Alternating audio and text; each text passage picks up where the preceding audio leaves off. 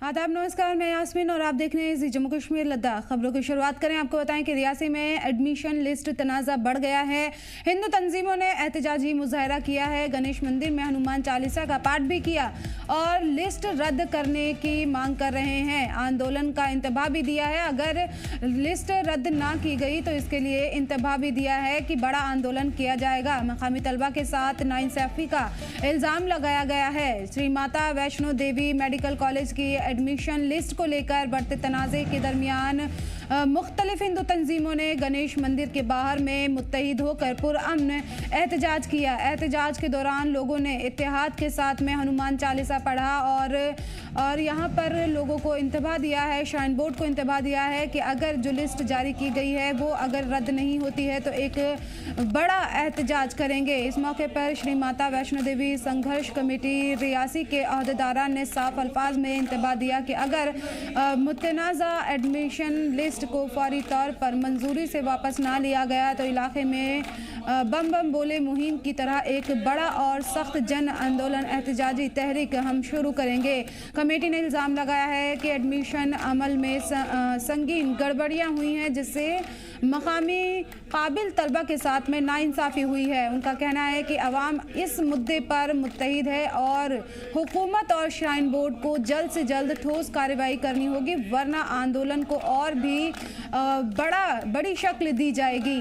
इंतबाह दिया गया है। लगातार सीट तनाज़े का मामला बढ़ता जा रहा है और हनुमान चालीसा का पाठ किया गया गणेश मंदिर में और इंतबाह दिया गया है कि जो लिस्ट है उसको रद्द किया जाए। अगर ये लिस्ट रद्द नहीं की जाती है तो फिर हम एक बड़े आंदोलन करेंगे। इंतबाह दिया गया है। श्राइन बोर्ड की मुखालफत की जा रही है। गणेश मंदिर में हनुमान चालीसा का पाठ किया गया है।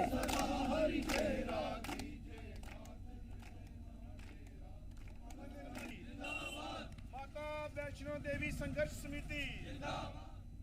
और आपको बताएं कि कठुआ में MBBS सीटों पर तनाज़ा लगातार जारी है। मुखर्जी चौक पर जोरदार एहतजाजी मुजाहरा हुआ है। श्राइन बोर्ड पर नाइंसाफ़ी का इल्ज़ाम लगाया गया है, ख़ास तबके को तरजीह देने का इल्ज़ाम लगाया है और सीटों की मुनसिफाना तकसीम का मुतालबा किया गया है। Shri Mata Vaishno Devi institute of medical excellence में MBBS सीटों की तकसीम को लेकर हिंदू बिरादरी में लगातार यहाँ पर एहतजाज कर रही है। इसी मामले को लेकर मंगल के रोज़ भी कठुआ के मुखर्जी चौक पर माता वैष्णो देवी संघर्ष कमेटी के ज़ेरे साया सैकड़ों अफराद जमा हुए और पुरजोर एहतजाजी मुजाहरा किया। एहतजाजियों ने श्राइन बोर्ड के खिलाफ सख्त नारेबाजी की और इल्ज़ाम लगाया कि MBBS सीटों की तकसीम में कोई ट्रांसपेरेंसी अमल नहीं अपनाया गया है। उनका कहना था कि सीट अलॉटमेंट में किसी खास तबके को गैर यहाँ पर नाइंसाफ़ी के साथ में जो वहाँ के मकामी तलबा हैं उनके साथ नाइंसाफ़ी हुई है और उनको ख़ास तबके को इसमें तरजीह दी गई है, जिस वजह से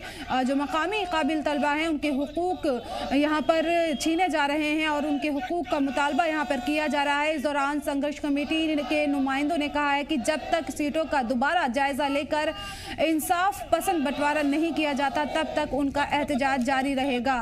यहाँ लगातार MBBS सीटों को लेकर मुखालफत की जा रही है। श्राइन बोर्ड की यहाँ पर मुखालफत की जा रही है और उन पर नाइंसाफ़ी का इल्ज़ाम लगाया गया है और कहा जा रहा है कि एक ख़ास तबके को इसमें तरजीह दी गई है और जो सीट यहाँ पर तकसीम हुई हैं उसको रद्द करके दोबारा से लिस्ट जारी करने का मुतालबा किया जा रहा है और कहा जा रहा है कि अगर ऐसा नहीं होता तो बड़ा आंदोलन किया जाएगा।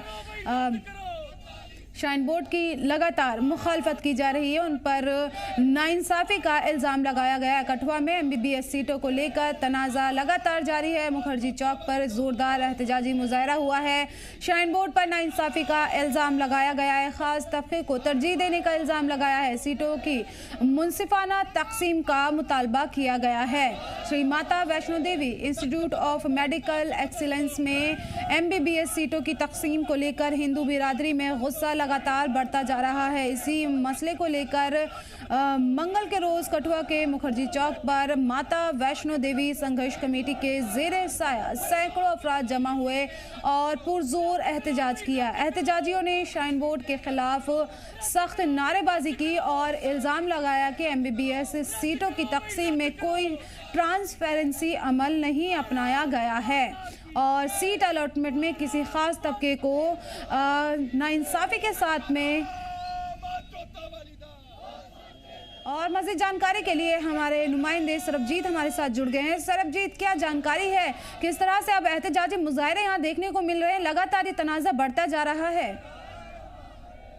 जी बिल्कुल, Shri Mata Vaishno Devi institute of medical excellence में यहाँ पर 42 सीटें जो MBBS की हैं वो एक विशेष समुदाय के लोगों को यहाँ पर देने के लेकर जो है हिंदू समुदाय में लगातार रोष यहाँ पर व्याप्त है। हिंदू समुदाय के लोग अलग अलग जगहों पर यहाँ पर रोष प्रदर्शन कर रहे हैं। हमने देखा कि मुखर्जी चौक में विभिन्न हिंदू समुदाय के लोग जो है यहाँ पर इकट्ठे हुए, यहाँ पर रोष प्रदर्शन किया। प्रदर्शन कर उन्होंने साफ संदेश दिया है कि जल्द से जल्द जो मेडिकल सीटें जो है 42 सीटें जो एक समुदाय विशेष को दी गई हैं तुरंत उसको वापस लिया जाए, नहीं तो इसी तरह का प्रदर्शन और इसी तरह के धरने जो है वो जारी रहेंगे। श्री माता वैष्णो देवी संघर्ष समिति का गठन यहाँ पर किया गया है, उसी के बैनर तले लगातार ये लोग प्रदर्शन कर रहे हैं।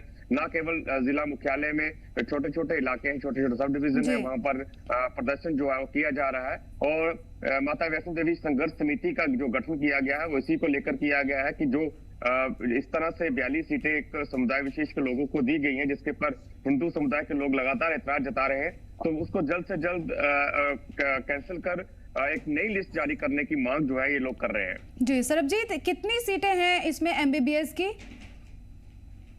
बिल्कुल 50 सीटें हैं। 50 में से 42 सीटें जो है वो मुस्लिम समुदाय के लोगों को यहाँ पर दी गई हैं। 7 सीटें जो है वो हिंदू समुदाय को और 1 सीट जो है वो सिख समुदाय के जो युवा है उनको यहाँ पर दी गई है। तो इसको लेकर काफी देर से ये लोग गुस्से में थे और उन लोगों ने लगातार रोष प्रदर्शन किया। इसके साथ साथ हमने ये भी देखा कि बीजेपी के कई लीडर्स जो है वो LG मनोज सिन्हा से मिले थे। इस बात को लेकर उन्होंने ये मुद्दा जो उनके समक्ष भी रखा है। और लगातार जितने भी समुदाय हैं, चाहे विश्व हिंदू परिषद है, चाहे बजरंग दल है, विभिन्न समुदाय के लोगों ने शुरू से ही इस पर ऐतराज जताते हुए रोष प्रदर्शन किया। और अब इस मामले को लेकर एक संघर्ष समिति का गठन यहाँ पर किया गया है जिसका नाम श्री माता वैष्णो देवी संघर्ष समिति रखा गया है। तो जम्मू प्रांत की अगर बात की जाए तो अलग अलग जिलों में इसी तरह से रोष प्रदर्शन है। कठुआ जिला की अगर बात करूं तो जिला मुख्यालय के साथ साथ जितने भी सब डिवीजन है, चाहे बिलावर बसोली और बनी का इलाका है, चाहे हीरानगर का इलाका है और चाहे कठुआ मुख्यालय का इलाका है, यहाँ पर जो समुदाय के लोग हैं, खासकर हिंदू समुदाय के लोग जिसमें विभिन्न दलों के लोग शामिल हैं, ये लोग भी यहाँ पर प्रदर्शन करते हुए नजर आ रहे हैं। और साफ संदेश जो है सरकार को, साफ संदेश जो है श्राइन बोर्ड को यहाँ से दिया गया है कि जल्द से जल्द लिस्ट को वापस किया जाए, अन्यथा इसी तरह से रोष प्रदर्शन जो है आगे और श्राइन बोर्ड पर लगातार नाइंसाफी का इल्जाम लगाया जा रहा है सीट बंटवारे में, क्या उनकी तरफ से कोई रद्द-ए-अमल सामने आया है?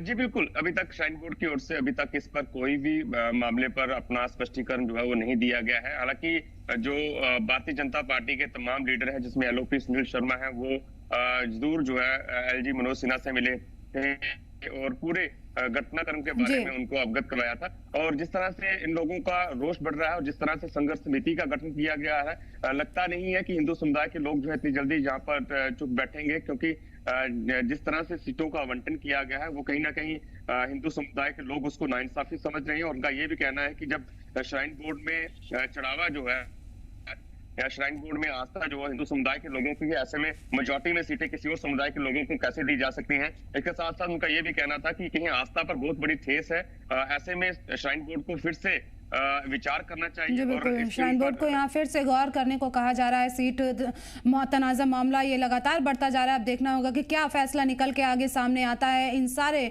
प्रोटेस्ट का। बहुत बहुत शुक्रिया सरबजीत इन तमाम जानकारी के लिए। और आपको बताएं कि सीट तनाज़े पर हकीम मोहम्मद यासीन का भी बयान सामने आया है। उन्होंने कहा है कि ये एक सियासत बना दिया गया है। इस मामले को SMVDU एडमिशन में ट्रांसपेरेंसी है पूरी तरह से। मोहम्मद यासीन का ये बयान सामने आया है और उन्होंने कहा है कि इस मामले को फिरका वाराना रंग देने की कोशिश की जा रही है और इन लोगों पर निशाना भी साधा है। और उन्होंने कहा है कि तालीम में तकसीम खतरनाक है। मोहम्मद यासीन का ये बयान सामने आया है और उन्होंने कहा है सरकार से इस मामले में मदाखलत और अमन की अपील की है। पीपुल्स डेमोक्रेटिक फ्रंट यानी कि PDF के सदर और साबिक़ वज़ीर हकीम मोहम्मद यासीन ने मंगल को कहा कि श्री माता वैष्णो देवी यूनिवर्सिटी में दाखिले को लेकर उठ रहा तनाज़ा बिला वजह और सियासी मकसद पर मबनी है। उन्होंने कहा कि यूनिवर्सिटी का दाखिला अमल शफाफ है और इंसाफ पसंद और मेरिट की बुनियाद पर होता है। हकीम यासीन ने कहा है कि कुछ गिरोह इस मामले को फिरका वाराना रंग देने की कोशिश कर रहे हैं जो खतरनाक और नाकाबिले कबूल है। उन्होंने कहा कि जो लोग इस मामले को मजहबी शक्ल देने की कोशिश कर रहे हैं उनके खिलाफ सख्त कार्रवाई होनी चाहिए। ये मुल्क के उसूलों और कद्र कामियों के खिलाफ है। उन्होंने SMVDU इंतजामिया की तारीफ करते हुए कहा कि दाखिला सख्ती से मेरिट की बुनियाद पर कराए गए हैं। उन्होंने कहा कि हम यूनिवर्सिटी इंतजामिया को मुबारकबाद देते हैं कि उन्होंने पूरा अमल इंसाफ के साथ किया। कुछ लोग बिला वजह शोर मचा रहे हैं। बच्चे किस बिरादरी से हैं इससे फर्क नहीं पड़ता। काबिलियत को बढ़ावा देना चाहिए, रुकावट नहीं। साबिक वजीर ने कहा कि जम्मू कश्मीर हमेशा से अमन और फिरका वाराना यकजहती की मिसाल रहा है और तालीमी मसाइल को लेकर ऐसा माहौल बनाना मुस्तकबिल के लिए नुकसानदेह हो सकता है। उन्होंने खबरदार किया कि तालीम को फिरका वाराना रंग देना समाज और आने वाली नस्लों के लिए जहर है। हमें ऐसी तफरीकी सियासत को जड़ नहीं पकड़ने देनी चाहिए। हाकिम यासीन ने उन अफराद की भी मुखालफत की है जो शोहरत हासिल करने के लिए रिजर्वेशन और बिजली जैसे मसाइल पर फिजूल तनाज़े खड़े कर रहे हैं।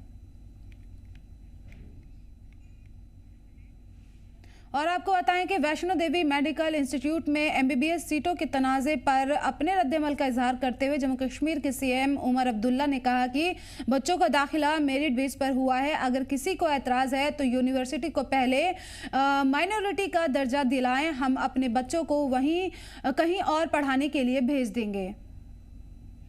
आस्था की बात ठीक है, तो जब मेडिकल कॉलेज आप बना रहे थे इसको माइनॉरिटी इंस्टीट्यूट का दर्जा देना था ना, फिर क्यों नहीं दिया? देना था ना, आपने नहीं दिया। सिर्फ नीट पे जो है और एंट्रेंस टेस्ट के बुनियाद पे जो है एडमिशन की जाती हैं। मज़हब देख के एडमिशन नहीं होता। अब अगर आप चाहते हो कि इसमें मुसलमान ना पढ़ें, ठीक है ना, अब नहीं पढ़ेंगे हम, आप करिए इसको माइनॉरिटी इंस्टीट्यूट जो है इसको डिक्लेयर करिए।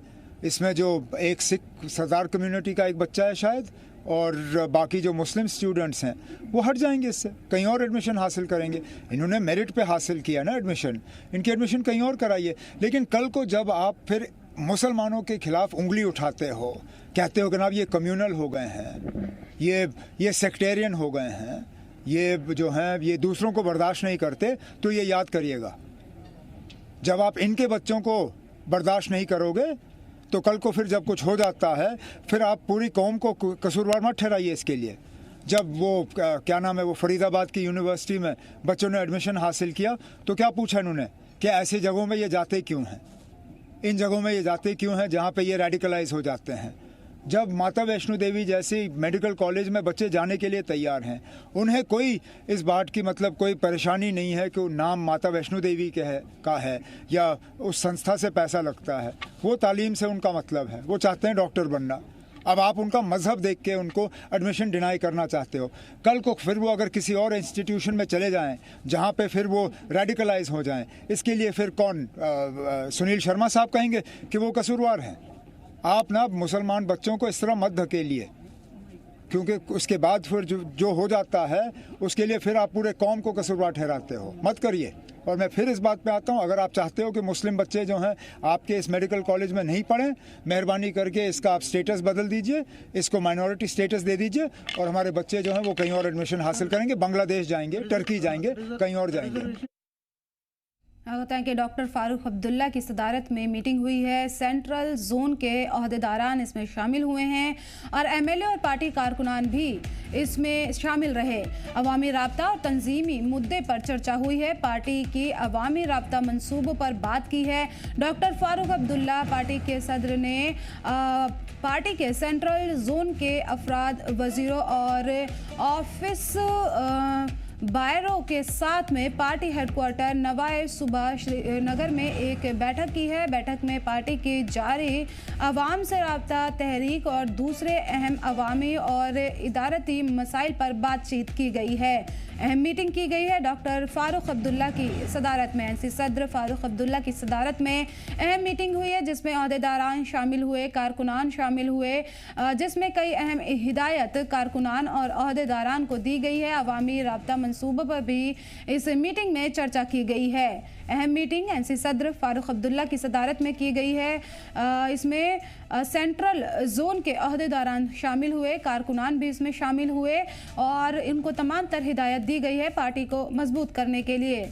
आपको बता दें कि डॉक्टर फारूक अब्दुल्ला की सदारत में अहम मीटिंग हुई है। और मज़ीद जानकारी के लिए हमारे नुमाइंदे मीर उमर हमारे साथ जुड़ गए हैं। मीर, क्या जानकारी है? अहम मीटिंग यहाँ हुई है फारूक अब्दुल्ला की सदारत में। जी बिल्कुल, नेशनल कॉन्फ्रेंस की तरफ से एक अहम जो है मीटिंग बुलाई गई थी, जिसकी सदारत डॉक्टर फारूक अब्दुल्ला कर रहे थे, जो कि नेशनल कॉन्फ्रेंस के प्रेसिडेंट भी हैं। और इस मीटिंग में पार्टी के सभी कारकुनान जो है वो मौजूद थे और जिला लेवल पे जितनी भी सदारतें हैं वो सभी इस मीटिंग में मौजूद थे। इस मीटिंग को बेसिकली मकसद था इसको मुनक्किद करने का कि पार्टी को ग्रास रूट लेवल पे कैसे और मजीद मजबूत किया जा सकता है, जो एक पब्लिक आउटरीच जो है पार्टी का उसको और कैसे बढ़ाया जा सकता है, और खासतौर पर जो आवाम जिन मसाइल से दो चार है उन मामलात को किस तरह से पार्टी एड्रेस कर सकती है, उनके लिए किस तरह से हिकमत अमली जो है तैयार की जा सकती है, ताकि सरकार की तरफ से उन सभी मामलात का जो है अजाला किया जा सकता है। क्योंकि कारकुनान की अगर हम बात करें या जो जिला लेवल पे जो सदूर होते हैं उनकी अगर आप बात करें तो लोगों के अक्सर जो इजलास जो है या उनकी जो मुलाकातें जो है इन्हीं नुमाइंदों के साथ होती हैं, जिनको वो अपने मसाइल के हवाले से आगाही करते हैं। और बिल आखिर यही सदूर या यही कारकुनान जो है ये पार्टी के आला सतह जो सदर होते हैं उन तक ये बात पहुंचाने की कोशिश करते हैं, ताकि सरकार तक इस बात को पहुंचाया जाए और इन मामलात का अजाला किया जाए। क्योंकि जम्मू कश्मीर में रिसेंटली सरकार बनी है, तो उस वजह से जो एक पुराना खला जो एक बेसिकली रहा है सरकार और लोगों के दरमियान, उस खला को जो है पूरा करने की लगातार नेशनल कॉन्फ्रेंस की तरफ से कोशिशें की जा रही हैं। हालांकि हर एक डिस्ट्रिक्ट में जो है इसी तरह से मुख्तसरन जो एक इजलास जो है वो बुलाया जाता है, जहाँ पे लोगों के साथ मुलाकात की जाती है और उनके जो मामला जो है उनसे जो है वो पूरी आगाही हासिल की जाती है, ताकि सरकार के सामने एक क्लियर एक पिक्चर जो है जमीनी सूरत हाल जो आवाम के जो मसाइल जो है जिसे वो दो चार है। जी बिल्कुल मीर, इस मीटिंग में कौन कौन से अहम लीडरान कारकुनान शामिल हुए और किस तरह से अब आवाम के साथ में अपने जो सरकार के मुद्दे, क्योंकि लगातार देख रहे हैं बिजली को लेकर यहाँ पर मसाइल नजर आ रहे हैं और लगातार ये इल्ज़ाम लगाए जा रहे हैं कि एनसी सरकार अपने सभी वादों में फेल होती हुई नजर आ रही है।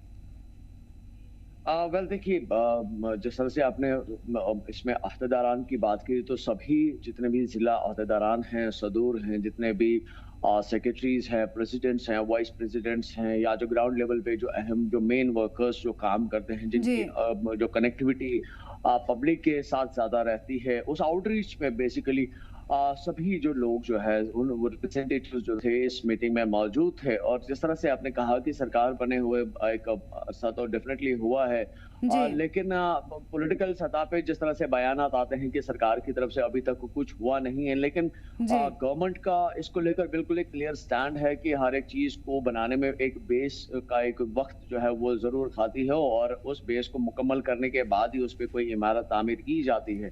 तो इसी तरह से गवर्नमेंट का मानना है कि अभी जो एक फॉर्मुलेशंस का जो प्लान जो है वो लगातार चल रहा है और कई सारे जो कमिटमेंट्स या प्रोमिसेस जो है पब्लिक के साथ जो गवर्नमेंट की तरफ से किए गए हैं, उन सभी को जो है इन 5 वर्षों में पूरा किया जाएगा। क्योंकि गवर्नमेंट का मानना है कि लोगों ने इस सरकार को 5 साल के लिए मैंडेट दिया है, तो इस मैंडेट को पूरा करने के लिए उनके पास एक वक्त तो डेफिनेटली है, लेकिन हाँ ये जरूर है कि इनिशियल लेवल पे जो चीजें पॉसिबल है उन चीजों को लेकर काम किया जा सकता है, लेकिन जो चीजें अपना एक मुकर्रर वक्त खाएंगी उनके लिए जो है वो लगातार गामजन है, कंसर्न है और वो कोशिश कर रहे हैं कि ज्यादा से ज्यादा जो एक मुख्तसर और जल्द से जल्द जो है इस काम को जो है वो किया जाए, ताकि लोगों की जो प्रॉब्लम जो है उनका असाला किया जाए। जी बिल्कुल, यहाँ पर फारूक अब्दुल्ला की सदारत में अहम मीटिंग हुई है और आवाम से रब्ता बढ़ाने और तंजीम को मजबूत करने की हिदायत यहाँ पर अहदेदारान और कारकुनान को दी गई है। मीर बने रहिए, हम अगली खबर आपको नाज़रीन बता दें कि एनसीबी ने बारामूला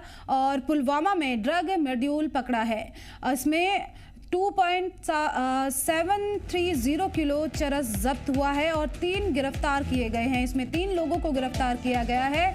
मेन सप्लायर राशिद डार को भी पकड़ लिया गया है, पुलवामा से इसको पकड़ा गया है। गिरफ्तारी से पूरी ट्रैफिकिंग चैन का इंकशाफ हुआ है। जांच में फाइनेंशियल और इंटरस्टेट लिंक पर भी ध्यान दिया जा रहा है। नारकोटिक्स कंट्रोल ब्यूरो यानी कि एनसीबी ने श्रीनगर में, बारामूला और पुलवामा में एक एक्टिव नारकोटिक्स सप्लाई मॉड्यूल का इंकशाफ किया है और इसमें बड़ी तादाद में चरस जब्त किया गया है।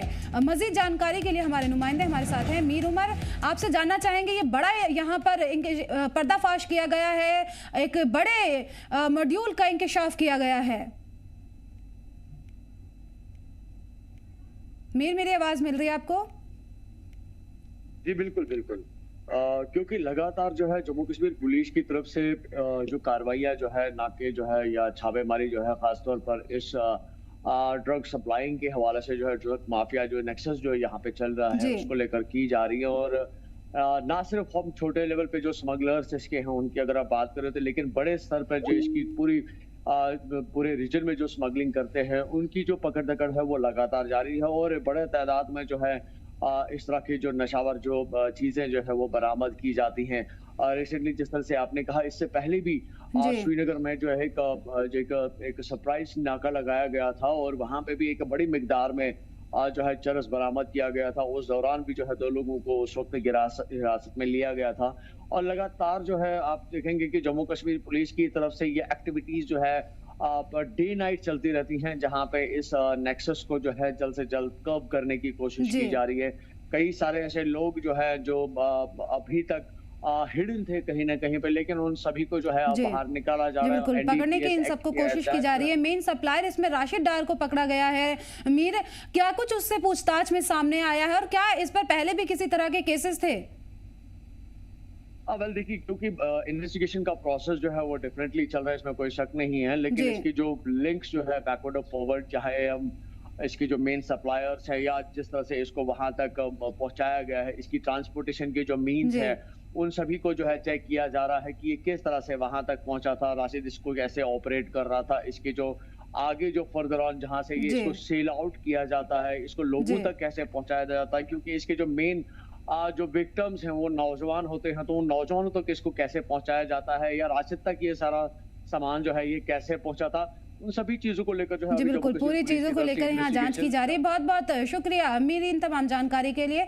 इसी पे मजीद जानकारी के लिए हमारे नुमाइंदे गौहर मलिक हमारे साथ हैं। गौहर, आपके पास क्या कुछ अपडेट है इस बड़ी कार्रवाई के हवाले से? ये बड़ी कामयाबी मिली है?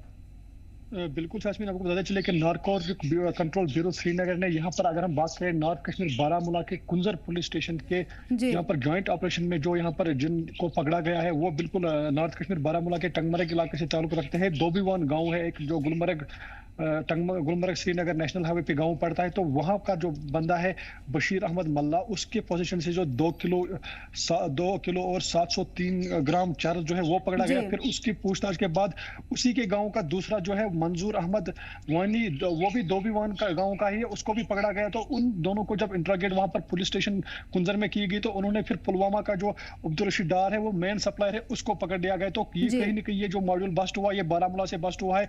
कुंजर पुलिस स्टेशन ने नारकोटिक ब्यूरो कंट्रोल श्रीनगर की मदद से यहाँ पर जो इस मॉड्यूल को पकड़ा है, तो ये पूरी तरीके से एक बहुत बड़ी कमी भी मानी जाती है नॉर्थ कश्मीर बारामूला की पुलिस के लिए, क्योंकि ये जो 2 किलो 730 ग्राम का चरस है ये बहुत बड़ी खराबी करता है यहाँ के यूथ में। अगर ये बढ़ जाता तो काफी परेशानी होती है यहाँ पर, तो उस हवाले से ये बहुत बड़ी कमी अब आगे गौर किस तरह से तलाशी मुहिम यहाँ पर चलाई जा रही है, किस तरह से कार्रवाई की जा रही है ताकि इससे जुड़े और भी जो लोग हैं उन्हें भी जल्द से जल्द पकड़ा जा सके? बिल्कुल, जो ये 3 लोग हैं यहाँ पर इनको पकड़ा गया है, यहाँ इस वक्त ये पुलिस के हिरासत में है। तो इनको यहाँ पर पूरी पूछताछ की जाएगी, इनके फॉरवर्ड और बैकवर्ड लिंक्स को यहाँ पर खंगाला जा रहा है कि कहाँ से इनके लिंक्स है, कहाँ यहाँ सप्लाई करते थे। तो उनको यहाँ पर उनके घरों पे यहाँ पर छापे मारे जाते हैं। तो पूरी तरह से ये इस मॉड्यूल को बस्ट किया जा रहा है। और खासकर यहाँ पर जो नारकोटिक ब्यूरो कंट्रोल है उन्होंने लोगों से गुजारिश की है कि अगर आसपास किसी भी पे आपको शक हो तो वो बिला झिझक हमारे टोल फ्री नंबर पे फोन करें। और तो अगर हम हमारे टोल फ्री नंबर पे फोन करें तो उसकी आइडेंटिटी पूरी तरीके से हम सेफ रखेंगे। हाँ, आइडेंटिटी हम रिवील नहीं करेंगे, मगर कहीं ना कहीं हमें यहाँ पर इतला दे अगर आपकी इर्द गिर्द कोई ऐसी चरस जैसे जो काम ये अंजाम देता है या कोई ड्रग मॉडल और है तो उसके बारे में इतला दे, ताकि यहाँ पर जो एनवायरनमेंट को खराब करते हैं, यहाँ पर जो यूथ की जिंदगी है उनकी खराब होती है, तो उस बारे में हमें पता चल जाए और हम इस मॉड्यूल को बस्ट कर दे। तो फिलहाल ये नॉर्थ कश्मीर बारामूला पुलिस के लिए एक बहुत बड़ी कामयाबी यहाँ पर हासिल हुई है। बड़ी तादाद में चरस पकड़ा है और लोगों को भी गिरफ्तार किया किया गया है। अब इस मामले में आगे भी कार्रवाई की जा रही ताकि इस के जो पूरा का पूरा गैंग है उसको पकड़कर सख्त से सख्त सजा दी जा सके। बहुत बहुत शुक्रिया गौहर इन तमाम जानकारी के लिए। और फिलहाल इस बुलेटिन में इतना ही। मुझे दीजिए इजाजत और आप देखते रहिए जी जम्मू कश्मीर लद्दाख।